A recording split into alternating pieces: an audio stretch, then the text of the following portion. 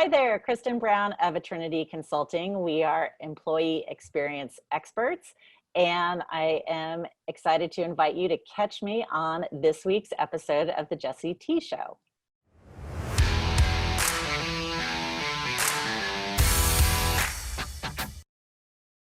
My parents divorced when I was 4. I primarily lived with my mom. My dad was definitely around, and it wasn't that there was, always had plenty to eat. Not necessarily, extravagant.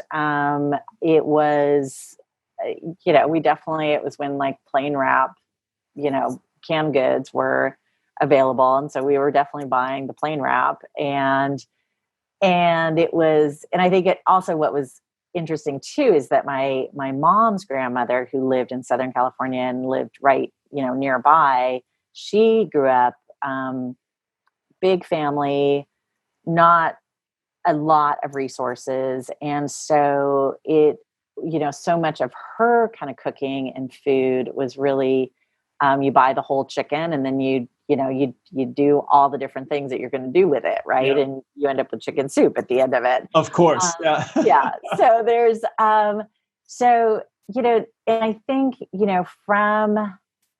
so there was a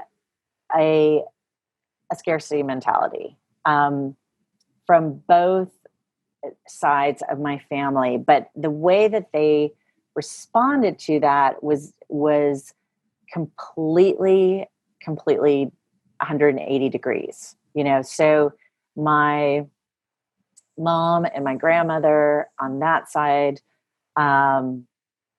always just, no savings, no nothing.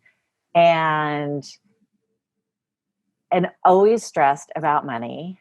And always, but also always ready just to have a good time. Cause Right. it was like, well, it could all come crashing Live down for tomorrow. today. So Yeah. we're going to live for today, And so, if you got that extra, that unexpected windfall of whatever it was, it's like, well, let's have a party. Yeah. Right. And that's how my mom was, for sure. oh my gosh. So there's that, which is super fun and spontaneous, but a little, kind of, there's always a sense of uncertainty. Yep. Other, side of the family, my dad and his parents, the scarcity mentality there was really much more about my grandparents, growing up during the Depression. Yeah. And which my other grandmother did too, but just and so having resources, but not necessarily being very frugal. So, squirreling away your acorns for that rainy day, because, the Great Depression is going to come again. And really, really savings minded, keeping every, washing out plastic baggies. I mean, it just, and they were fun too, but everything they did was to kind of create certainty. Yes. And so in some ways kind of squashed some spontaneity. Yeah. Right. I could see that.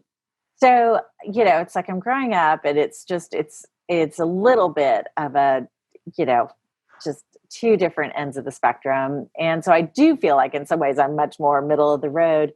And there was a sense that I think, because particularly with my mom, we moved a lot. I went to a lot of different schools. Yep. I kind of had to, and also my parents were very, I adore them. They're both still alive. My dad is in North Carolina now. My mom still is local. I talk to them at least every week, if not more.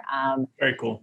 And but I think probably one of the hardest things is growing up is realizing at a very young age that my parents were human. And which has been such a gift for me as an adult, because I feel like I have really an adult relationship with them. But as a child, there was a very, very early recognition of like, oh, these people are not they're not the superheroes that, they, so you want your parents to be a superhero. Yeah. Right. Yeah. And so there was a sense like I better carve my own way, because Wow.